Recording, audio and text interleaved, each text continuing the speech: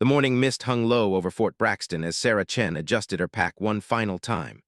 Around her, 47 other recruits shuffled nervously, their boots crunching against the gravel of the parade ground. Most were men twice her size, their shoulders broad from years of farm work or construction jobs.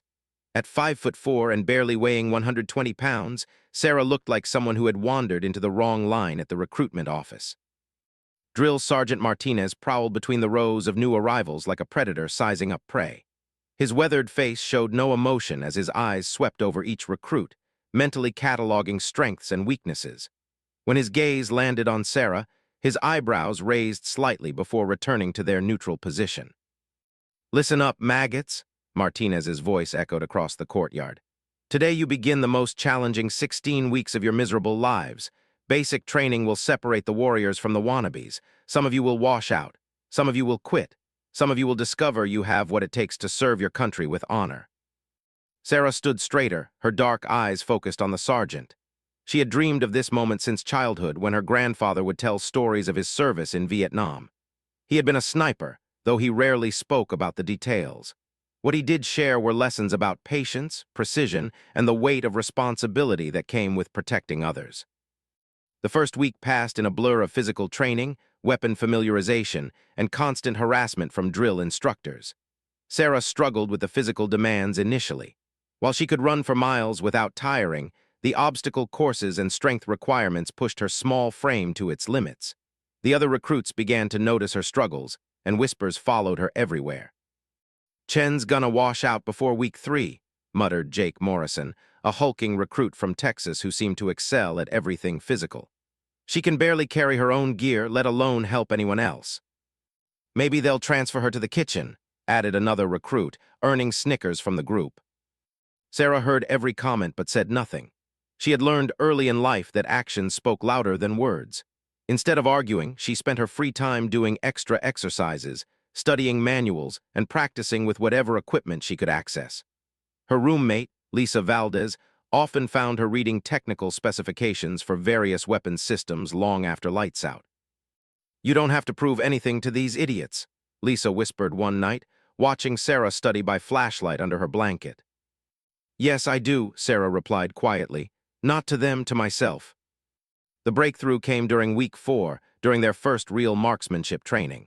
The recruits were issued standard M16 rifles and given basic instruction on shooting fundamentals. Most struggled to hit targets at 100 yards, their shots scattered across the paper like random dots. Sarah stepped up to the firing line with a confidence that surprised even herself. The moment her hands wrapped around the rifle, something clicked. The weight felt perfect, the balance natural. She adjusted her stance slightly, drawing on half-remembered lessons from hunting trips with her grandfather. Her first shot hit dead center. The second shot hit the same hole. By the 5th shot, the range instructor was paying attention.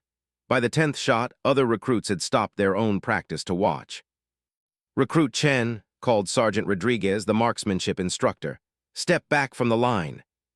Sarah's heart sank. She was certain she had done something wrong, violated some procedure she had overlooked in her eagerness to prove herself. "Yes, Sergeant," she replied, lowering her rifle.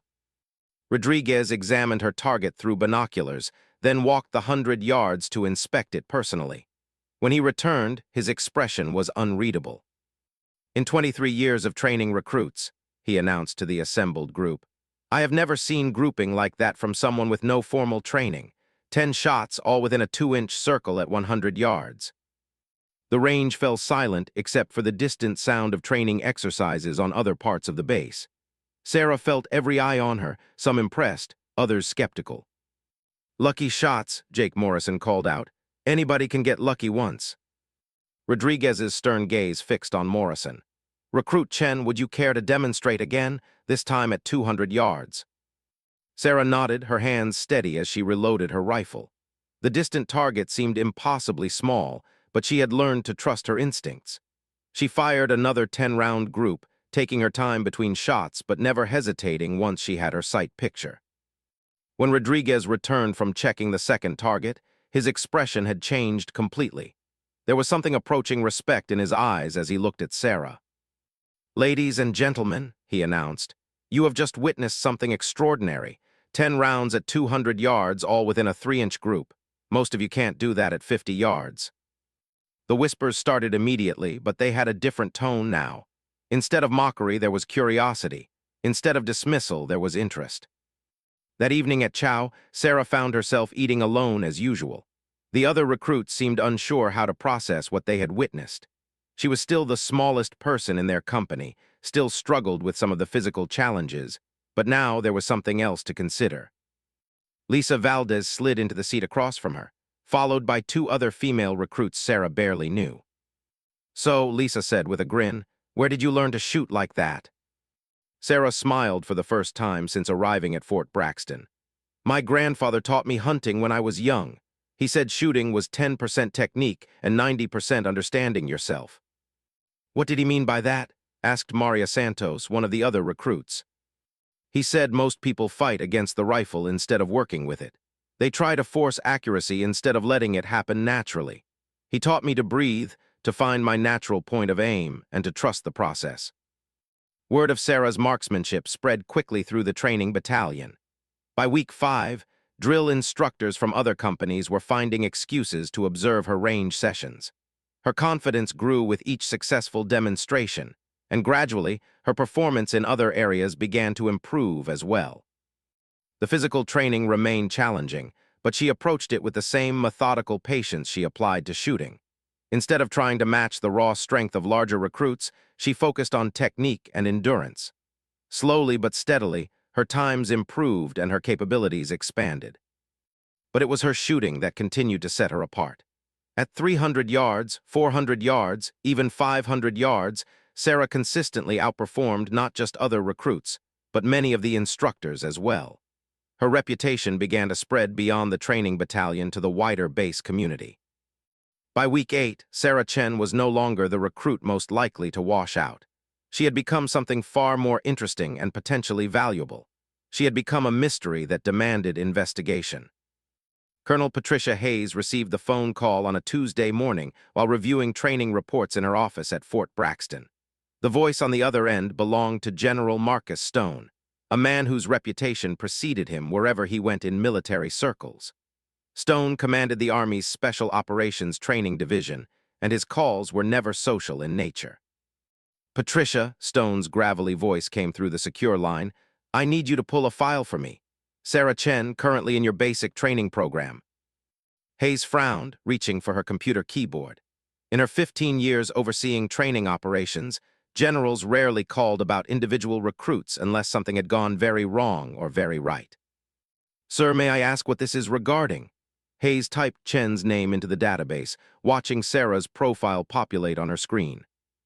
"Word has reached my desk about exceptional marksmanship scores, numbers that frankly seem impossible for an untrained recruit." There was a pause, and Hayes could hear papers shuffling on the other end. "I'm looking at reports claiming consistent subminute of angle accuracy at extended ranges. My specialists tell me that's either a clerical error or something worth immediate attention." Hayes scrolled through Sarah's records, her eyebrows rising as she read the range reports. The numbers were indeed extraordinary, even accounting for possible exaggeration from enthusiastic instructors. "The reports appear accurate, sir. Sergeant Rodriguez has 23 years of experience and stands by his documentation, multiple witnesses, consistent performance over several weeks." Hayes paused, studying Sarah's background information. "No prior military experience, minimal formal training. Her grandfather served as infantry in Vietnam, but that's the only military connection we have on file." "I want to see this recruit personally," Stone said. "Arrange for a demonstration, Friday at 800 hours.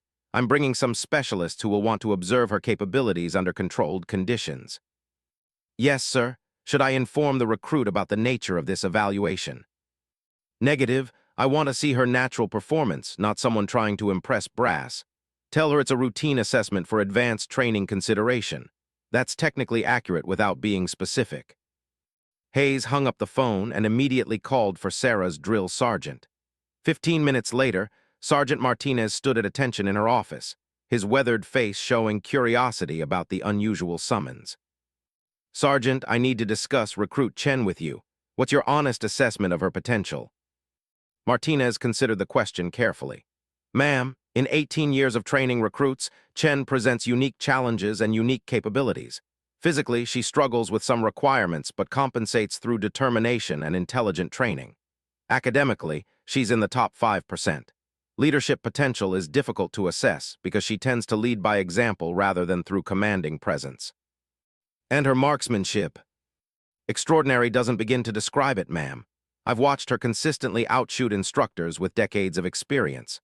More importantly, she seems to understand the fundamentals at an intuitive level that can't be taught. She reads wind conditions, adjusts for environmental factors, and maintains accuracy under pressure that would shake most experienced soldiers. Hayes nodded slowly. I need you to prepare her for a special evaluation this Friday. High-level observers, formal range assessment. She's not to know the specific nature of the review, but ensure she's mentally prepared for scrutiny. Understood, ma'am. May I ask who will be observing? Above your need to know, Sergeant. Just ensure she's ready to perform at her best. Word traveled quickly through the unofficial channels that connected drill instructors across the base. By Thursday evening, rumors were circulating about a special evaluation involving the recruit who could supposedly shoot like a trained sniper. Some instructors placed informal bets on whether the stories were exaggerated. Others speculated about which specialized units might be taking interest. Sarah remained unaware of the brewing attention until Thursday afternoon, when Sergeant Martinez called her aside after regular training hours. Chen, you've been selected for advanced marksmanship evaluation tomorrow morning. High-level assessment for potential specialized training opportunities. Sarah felt her heart rate increase. What kind of specialized training, Sergeant? Details are need to know, and you don't need to know yet. What you need to do is get proper rest tonight and be ready to demonstrate everything you've learned. This is an opportunity, recruit. Don't waste it. That evening, Sarah lay in her bunk, staring at the ceiling while her fellow recruits slept around her. Lisa Valdez sensed her restlessness and whispered across the narrow space between their bunks. You nervous about tomorrow? Terrified, Sarah admitted quietly. What if I freeze up? What if all those good range sessions were just beginner's luck? Sarah, I've watched you shoot for 8 weeks. That's not luck. That's skill combined with natural talent. Trust yourself. Friday morning arrived gray and cool, with a light breeze that would test any marksman's abilities to read wind conditions. Sarah reported to the range at 7:30 hours, wearing her best uniform and carrying her assigned rifle. When she arrived, she was surprised to find the range cleared of all normal training activities. Sergeant Rodriguez was present, along with Sergeant Martinez and Colonel Hayes. But there were others she didn't recognize. A general whose stars gleamed on his collar, 2 men in civilian clothes who carried themselves like military personnel, and a woman in a major's uniform who was setting up sophisticated measuring equipment near the firing line. Recruit Chen, Colonel Hayes called her forward. This is General Stone from Special Operations Training Division. He's here to observe your marksmanship capabilities. Sarah snapped to attention, her mind racing. Special Operations was legendary within military circles, populated by the elite forces that handled the most challenging missions. The fact that a general from that division was personally observing her evaluation suggested this was far more significant than she had been told. At ease, recruit, General Stone's voice carried authority earned through decades of command. I'm here because your range scores have attracted attention in some very specialized circles. Today's evaluation will determine whether those scores represent consistent capability or fortunate coincidence. One of the civilian observers approached, carrying a tablet computer and wearing an expression of professional skepticism. Recruit, I'm Dr. James Weber, ballistics specialist with the Department of Defense.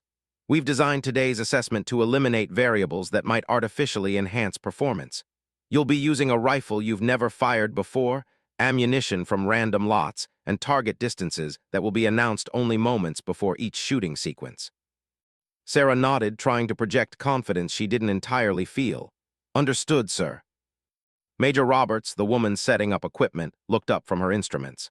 We'll be measuring not just accuracy, but consistency across various conditions. Wind speed, temperature changes, different shooting positions. If your capabilities are genuine, they should remain constant regardless of external factors. General Stone gestured toward the firing line. Whenever you're ready, recruit, show us what you can do. Sarah approached the unfamiliar rifle, a precision instrument far superior to the standard training weapons she had been using. She picked it up carefully, testing its balance and checking the scope adjustment. The weapon felt different but not wrong, like putting on a glove that was the right size but a different style. "First target, 300 yards, prone position, 10 rounds," announced Dr. Weber. Sarah settled into position, her breathing automatically falling into the rhythm her grandfather had taught her years earlier. She found her natural point of aim, adjusted for the crosswind she could feel against her cheek, and began to shoot. 10 shots later, the observers were studying the target through high-powered spotting scopes, their expressions shifting from skepticism toward something approaching amazement. Dr. Weber lowered his spotting scope and looked at the tablet displaying digital measurements from the target's sensors. His expression had transformed from professional skepticism to genuine amazement. The 10-shot group at 300 yards measured exactly 2½ inches, with 9 of the 10 shots clustered within 1 3/4 inches. "Impossible," he muttered, then caught himself and addressed the group more formally. "The grouping is consistent with expert-level performance. No fluke shots, no wild misses that got lucky. This represents systematic accuracy that shouldn't exist in someone with 16 weeks of military experience." General Stone studied Sarah through calculating eyes. Her performance had been impressive, but he had learned through decades of command not to draw conclusions from single data points. Exceptional soldiers were defined not by their peak performance, but by their consistency under increasingly difficult conditions. "Dr. Weber, increase the distance to 500 yards. Major Roberts, I want her shooting in 3 different positions with time limits between each shot." Stone's voice carried the authority of someone accustomed to designing tests that revealed truth rather than confirming expectations. Sarah felt sweat beading on her forehead despite the cool morning air. 500 yards represented a significant challenge even for trained marksmen, and the added pressure of position changes and time constraints would test her ability to maintain accuracy under stress. "Recruit Chen," Major Roberts called out, consulting her stopwatch, "you'll have 30 seconds between each shot. First 3 rounds prone, next 3 sitting, final 4 shots from standing position. Begin when ready." The prone position felt natural, and Sarah's first 3 shots landed within a tight group at the center of the distant target. The transition to sitting required her to quickly adjust her breathing pattern and find a new point of aim, but her training with different positions during hunting expeditions with her grandfather served her well. Standing position presented the greatest challenge. Without the stability of ground contact, every minor movement was magnified across the 500-yard distance. Sarah drew on lessons in body control and natural point of aim, finding her balance and letting each shot break naturally. When the final shot rang out, silence settled over the range. The observers took turns examining the target through their scopes, sharing glances that spoke of professional astonishment. The 10-shot group, fired under pressure and from multiple positions, measured less than 4 inches at 500 yards. Colonel Hayes approached General Stone, speaking quietly but not quietly enough to prevent Sarah from overhearing. "Sir, those are scores that would qualify her for advanced marksmanship instructor positions immediately. Most of our designated marksmen can't shoot that consistently under ideal conditions." "I'm aware," Stone replied, his gaze never leaving Sarah. "But accuracy is only one component of what I'm evaluating." Dr. Weber set up the stress test. Sarah's heart rate increased as she watched the ballistics specialist arrange a series of targets at varying distances. Some were standard bullseyes, but others were shaped like silhouettes, and a few appeared to be moving targets operated by remote control. "Recruit," Dr. Weber explained. "This sequence will test your ability to engage multiple targets quickly while maintaining accuracy standards. You'll have 45 seconds to engage 12 targets at distances ranging from 200 to 600 yards. Some targets will appear only briefly. Miss more than 2, and the test is considered failed." Sarah nodded, checking her rifle one final time. This type of shooting required not just accuracy, but rapid target acquisition, range estimation, and the ability to transition smoothly between different points of aim. Her grandfather had never taught her anything like this, but something deep in her training seemed to understand the requirements. "Beginning sequence in 3, 2, 1, Major Roberts announced. The first target appeared at 300 yards, a standard silhouette that Sarah engaged quickly before transitioning to a smaller target at 400 yards. Her shots felt natural, each trigger pull happening at the moment when everything aligned perfectly. She worked through the sequence methodically, never rushing but never hesitating once she had acquired each target. When the timer expired, Sarah had engaged all 12 targets. The observers checked their results while she waited at attention, trying to read their expressions for any indication of her performance. 11 hits out of 12 attempts, Dr. Weber announced. All hits were within scoring rings that would represent disabling or fatal shots on human targets. Average engagement time per target was just under 4 seconds. General Stone stepped forward, his weathered features revealing nothing of his thoughts. Recruit Chen, in 37 years of military service, I have observed thousands of soldiers demonstrate their marksmanship capabilities.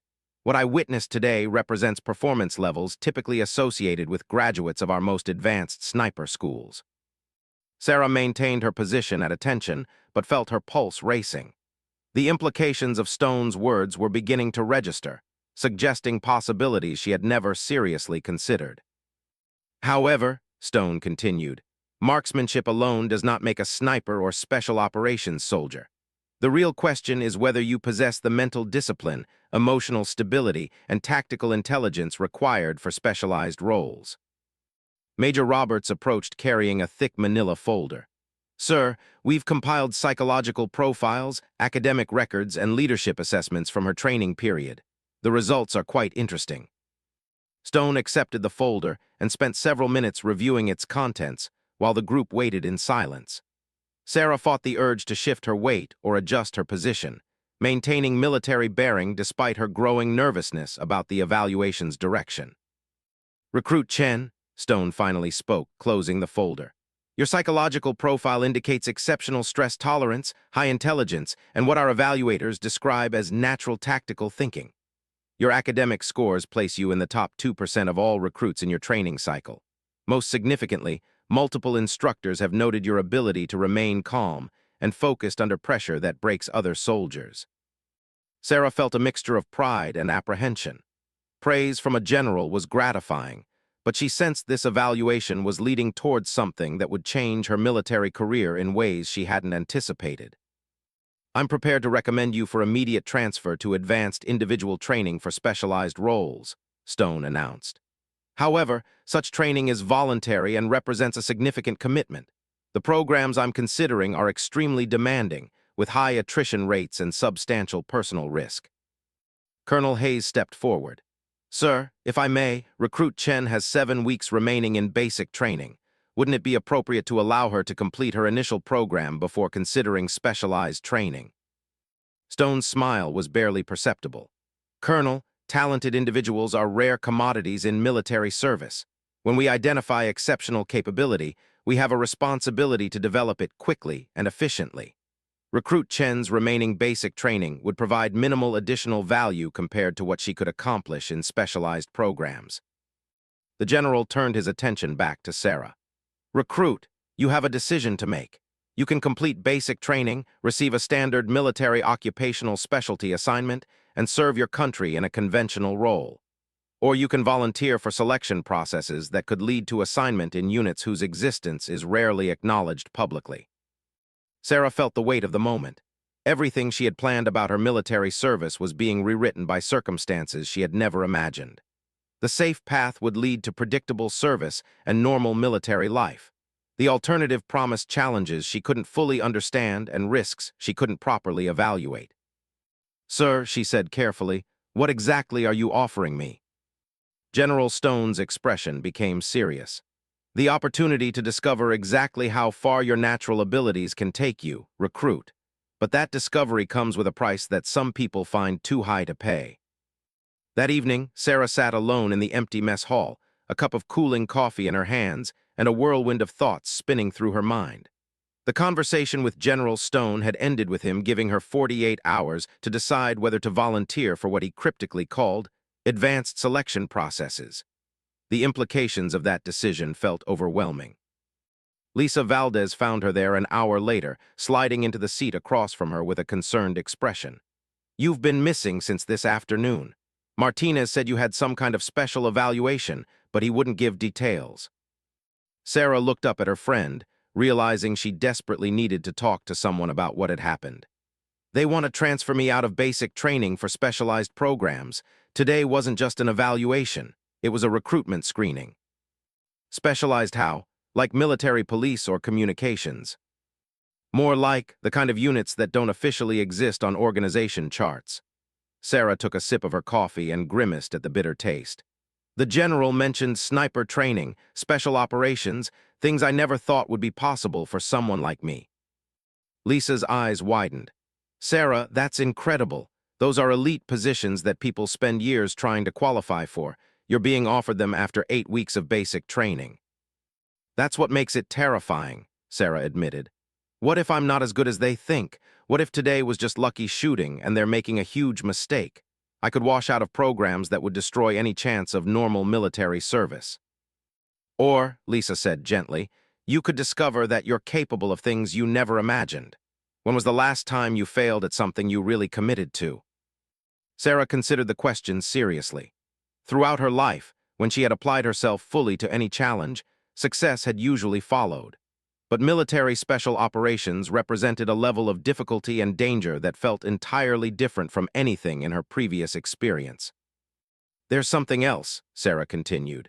The general mentioned that these programs come with risks I couldn't properly evaluate.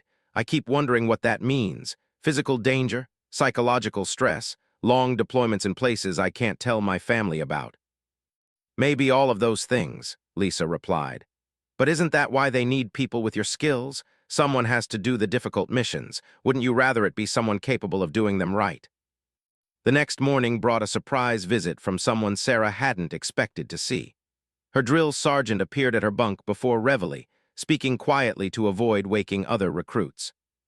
Chen, get dressed and report to Building C in 15 minutes. You have a visitor. Sarah dressed quickly and hurried across the base, wondering who could possibly be visiting her at Fort Braxton. When she arrived at the designated building, she found herself in a small conference room with an elderly man in civilian clothes whose bearing unmistakably marked him as military. Ms. Chen, I'm Colonel Daniel Morrison, retired.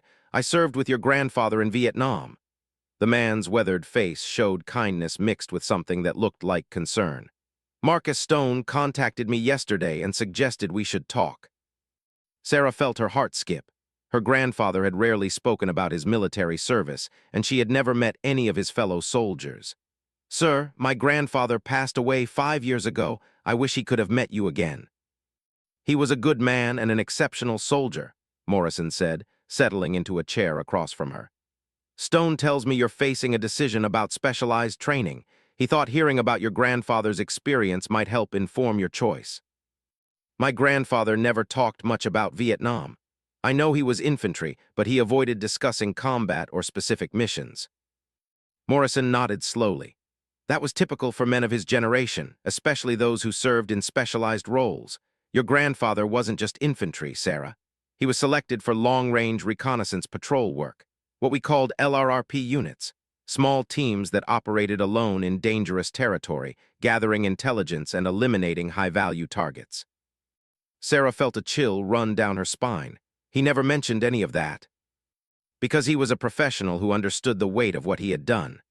LRRP work required exceptional marksmanship, but more importantly, it demanded psychological resilience that most people don't possess.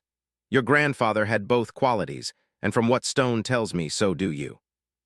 Morrison reached into his jacket and pulled out a small wooden box, setting it on the table between them. Before he died, your grandfather asked me to hold on to something until the right moment arose. He said he hoped that moment would never come, but if it did, I should give this to you personally. Sarah opened the box with trembling hands. Inside was a military medal she didn't recognize, along with a folded letter in her grandfather's handwriting. The medal was dark bronze with a distinctive design she had never seen before. Distinguished Service Cross, Morrison explained quietly. Second highest decoration for valor, awarded for extraordinary heroism in combat. Your grandfather earned it during a mission where his team was surrounded and outnumbered. His marksmanship eliminated 12 enemy soldiers at ranges exceeding 800 yards, allowing his teammates to escape. Sarah unfolded the letter, reading her grandfather's familiar handwriting with increasing amazement. Sarah, if you are reading this, it means you have shown the same natural abilities that led me into specialized military service. I never spoke about my war experiences because I hoped you would never face similar choices.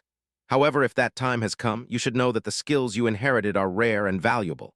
Use them wisely with full understanding of their weight. Whatever you decide, know that I am proud of the person you have become. Your grandfather, James Chen. Morrison watched her read, his expression sympathetic. Stone tells me you're worried about being capable enough for elite training. Your grandfather faced the same doubts when he was selected for LRRP. The difference between good soldiers and great ones isn't the absence of fear or uncertainty. It's the ability to act effectively despite those feelings. Did my grandfather ever regret his choice to accept specialized training? That's a complicated question, Morrison replied carefully. He was proud of his service and believed the missions he completed saved American lives, but he also carried burdens that affected him for the rest of his life. Special operations work leaves marks that don't always heal completely. Sarah carefully refolded the letter and placed it back in the box along with the medal. The weight of her decision suddenly felt even heavier, knowing that her grandfather had walked a similar path decades earlier. "What would you do in my position?" she asked. Morrison stood slowly, his age showing in the careful way he moved. "I would remember that freedom isn't maintained by hoping someone else will do the difficult work. I would consider that your natural abilities represent a form of responsibility as much as an opportunity. And I would trust that your grandfather's genetics included not just exceptional marksmanship, but the character necessary to handle what comes with it." As Morrison left, he paused at the door. "One more thing, Sarah. Your grandfather's call sign during his LRRP missions was Black Talon. Stone mentioned that name specifically when he called me. I don't think that was coincidental." Alone in the conference room, Sarah sat staring at the box containing her grandfather's medal and letter. For the first time since her evaluation with General Stone, she began to understand that her decision wasn't just about her own future. It was about continuing something that her family had already begun, about accepting responsibility for abilities she had inherited along with her grandfather's eyes and steady hands. The weight of that realization was both terrifying and strangely comforting. She was not facing this choice alone. She was following a path that had been walked before by someone who understood its costs and benefits. General Stone found himself staring out the window of his temporary office at Fort Braxton, watching evening shadows stretch across the training grounds. In his hand, he held a classified file folder marked with security clearances that few people possessed. The folder contained information he had not shared with Sarah Chen during their meeting, details that would explain why her decision mattered far more than she could possibly understand. The secure phone on his desk buzzed with an incoming call from Washington. Stone recognized the number immediately. It belonged to Admiral Rebecca Walsh, Director of Special Operations Command. "Marcus, I received your preliminary report about the Chen evaluation." Walsh's voice carried the authority of someone who had spent decades making decisions that affected national security. "The marksmanship scores you documented are remarkable, but I need to understand why you're recommending immediate acceleration through selection processes." Stone opened the classified folder, reviewing information that painted a picture far more complex than a simple recruitment decision. "Admiral, there are circumstances regarding this recruit that extend beyond her demonstrated capabilities, circumstances that weren't included in my initial report due to their sensitive nature." "Explain." Sarah Chen's grandfather, James Chen, served in classified operations during Vietnam. His service record was sealed for 37 years under national security protocols. When our database flagged Sarah's name during initial processing, those records were automatically reviewed by intelligence specialists. Stone paused, knowing that what he was about to reveal would change the entire context of Sarah's recruitment. James Chen wasn't just LRRP, Admiral. He was part of Project Phoenix, the classified assassination program that eliminated Viet Cong leadership. His confirmed kill count was 43 high-value targets, all at extreme range. He was arguably the most effective long-range asset we deployed during the entire conflict. "And you believe his granddaughter has inherited those capabilities?" "The evidence suggests something unprecedented," Stone replied, consulting the folder's contents. Genetic analysis of her blood work shows markers associated with enhanced visual acuity and fine motor control. Psychological profiles indicate stress tolerance levels that match those found in our most elite operators, combined with demonstrated marksmanship that exceeds most trained professionals. We're looking at a potential asset with capabilities that could reshape certain operational parameters.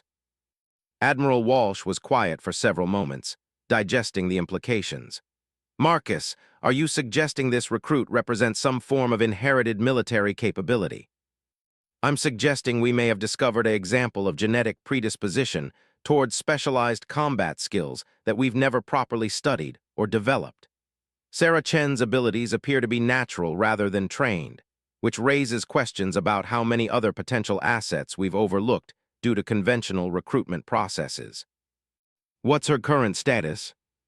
I've given her 48 hours to decide whether to volunteer for selection. She's struggling with the decision, which actually reinforces my assessment of her psychological profile. Someone who would accept such an offer without serious consideration would be the wrong type of person for what we're considering. Admiral Walsh's voice took on a more urgent tone.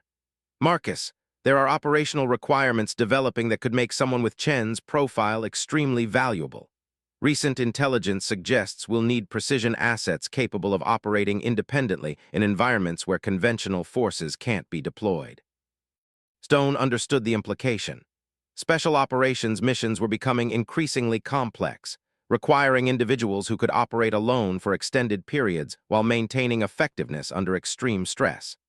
Traditional sniper training produced excellent marksmen, but rarely generated operators with the complete skill set needed for modern solo missions.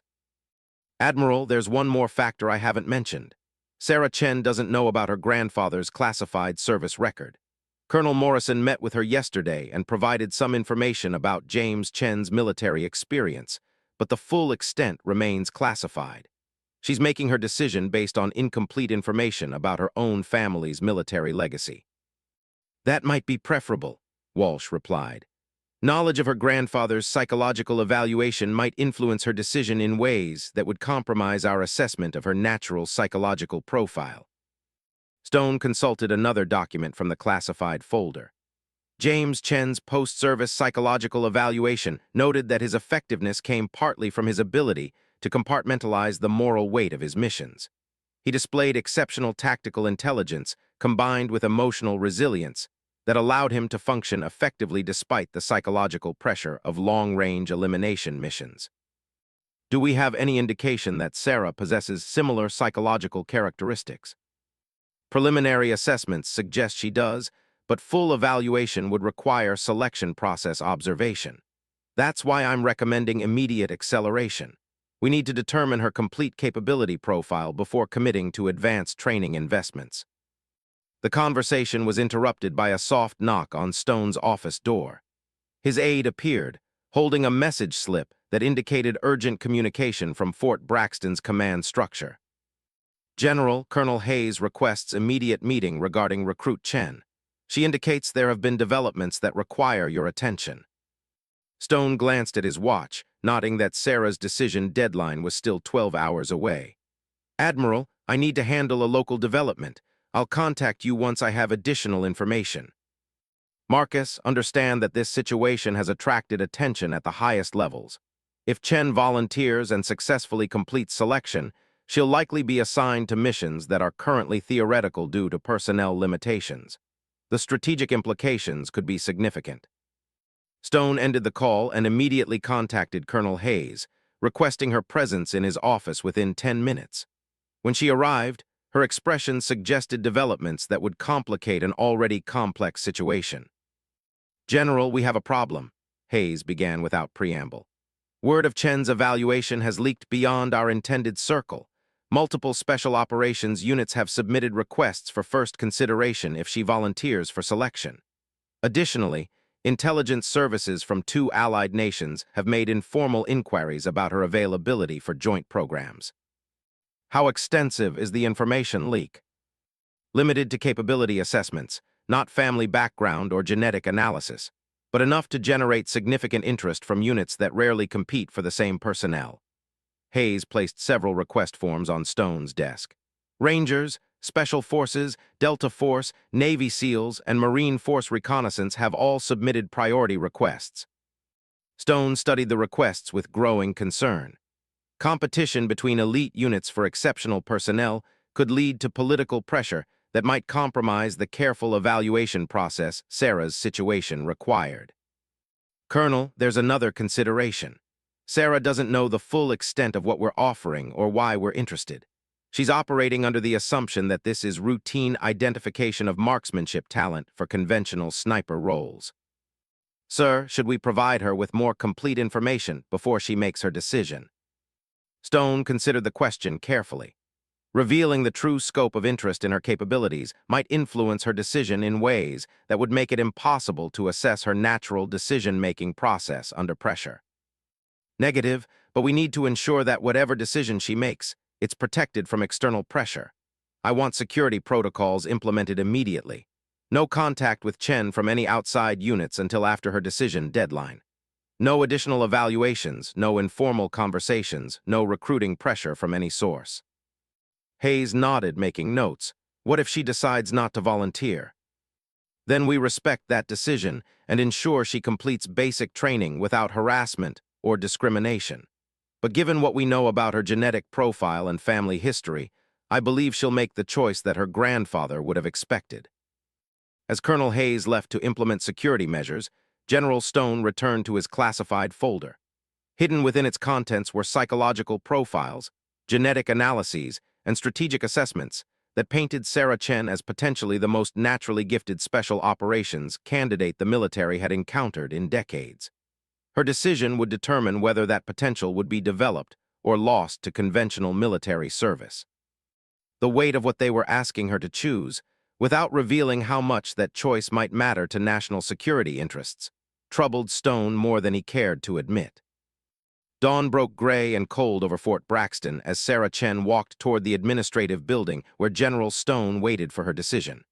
In her pocket, she carried her grandfather's letter and medal, their weight serving as a reminder of the path that had led to this moment. After 2 sleepless nights of consideration, she had reached a conclusion that felt both terrifying and inevitable.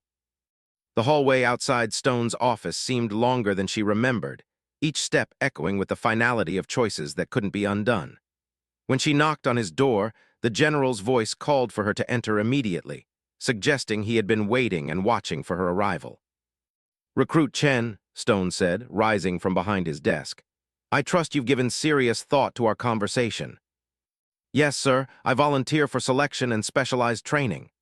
The words came out steadier than she felt, carrying weight that seemed to change the atmosphere in the room. Stone studied her face carefully, looking for signs of uncertainty or second thoughts. What he saw was determination mixed with honest apprehension, exactly what he hoped to find in someone facing such a decision. Understand that volunteering is only the first step. Selection processes are designed to eliminate candidates who can't meet standards that are intentionally set beyond normal human capabilities. Attrition rates exceed 70%, and failure means return to conventional military service without guarantee of preferred assignments. "I understand, sir." "There's something else you need to know before we proceed," Stone continued, his tone becoming more serious. "Your grandfather's military service included aspects that weren't discussed during Colonel Morrison's visit, information that remained classified until yesterday, when your decision to volunteer triggered automatic security clearance reviews." Sarah felt a chill run through her. "Sir." Stone moved to a secure filing cabinet, removing a thick folder marked with security classifications she didn't recognize. James Chen wasn't just assigned to long-range reconnaissance patrol units. He was selected for specialized elimination missions that targeted enemy leadership in areas where conventional forces couldn't operate. His confirmed mission count was 43 successful completions over 18 months of deployment. The implications hit Sarah like a physical blow. Her grandfather hadn't just been a soldier who occasionally engaged enemy forces. He had been a systematic killer, trained and deployed specifically to eliminate human targets at extreme range. The psychological profiles from his service indicate that James Chen possessed a rare combination of technical skill and emotional resilience that allowed him to function effectively in roles that destroy most people who attempt them. Recent analysis suggests those characteristics may have genetic components. Sarah felt the room spinning slightly as she processed what Stone was telling her. Are you saying that my abilities are inherited, that I'm genetically predisposed toward? She struggled to find appropriate words, toward killing people. I'm saying that certain capabilities appear to run in your family line, and we need to understand the full extent of those capabilities before making training investments. Stone's voice remained clinical, but Sarah detected sympathy in his expression. The question is whether you can handle knowledge about yourself that most people would find disturbing. What kind of missions would I be trained for? Stone consulted another document from the classified folder. Current strategic requirements include elimination of terrorist leadership in denied areas, precision targeting of high-value individuals where conventional forces can't be deployed, and long-term independent operations in hostile territory. These missions require individuals who can operate alone for months, maintain psychological stability under extreme stress, and complete objectives that most people would consider morally impossible.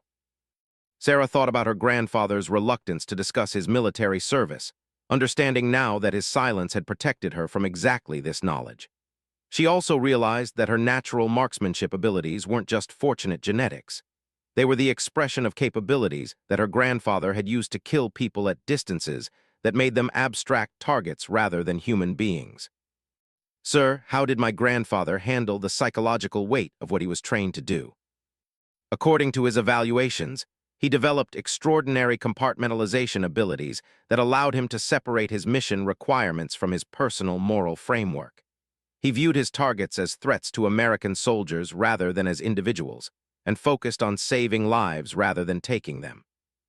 Stone paused, studying Sarah's reaction carefully. However, post-service psychological follow-ups indicated that the weight of his missions affected him throughout his life. The price of those capabilities was permanent psychological changes that influenced his relationships and personal happiness. Is that why he never talked about Vietnam? Partly, but also because he understood that knowledge of what he had done would affect how people viewed him, including his family. Your grandfather chose to protect you from that knowledge until circumstances made it relevant to your own military service. Sarah felt tears threatening but forced them back. The man she had idealized as a patient teacher and loving grandfather had also been a trained killer, whose skills had been developed and deployed by military specialists who saw people like him as strategic resources rather than human beings. General, if I continue with selection and training, will I become someone my grandfather would recognize? Or will I become someone he was trying to protect me from becoming? Stone's answer came slowly, as if he was choosing each word carefully. You'll become someone capable of protecting people who can't protect themselves, using abilities that most people don't possess and couldn't develop even with extensive training.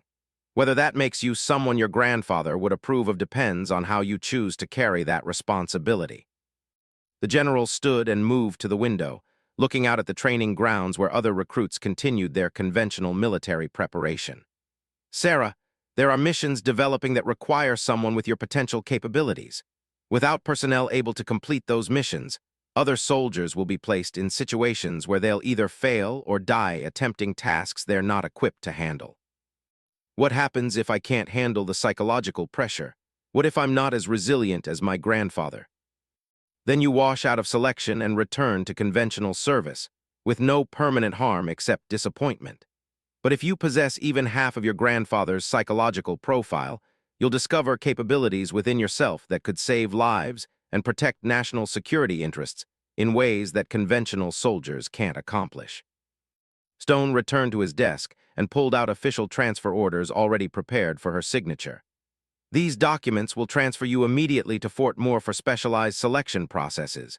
Training will last 6 months minimum, potentially extending to 18 months depending on your progress and specialization requirements. Sarah stared at the papers, understanding that her signature would begin a transformation that might leave her fundamentally different from the person she had been when she arrived at Fort Braxton 8 weeks earlier. Sir, one final question. What was my grandfather's call sign during his specialized missions? Stone's expression showed surprise that she had asked, but he consulted the classified folder one more time. Black Talon Mark. The designation indicated both his unit assignment and his individual capabilities within that unit. The words hit Sarah like an electric shock. Colonel Morrison had mentioned the Black Talon call sign, but not the complete designation. The mark suffix suggested something more specific than just unit identification. "General, what did the mark designation mean?" Stone hesitated before answering, clearly debating how much classified information to reveal. It indicated an individual operator with confirmed capability for precision elimination missions at ranges exceeding 1,000 yards. Only 7 soldiers earned that designation during the entire Vietnam conflict. Sarah picked up the transfer orders, her hands steadier than she felt. Her grandfather's legacy wasn't just exceptional marksmanship. It was proven ability to complete the most difficult missions military service required. The same capabilities that had made him valuable to military commanders had also left him carrying psychological burdens he had never shared with his family. As she signed the documents, Sarah whispered the words that would define her future: Black Talon Mark.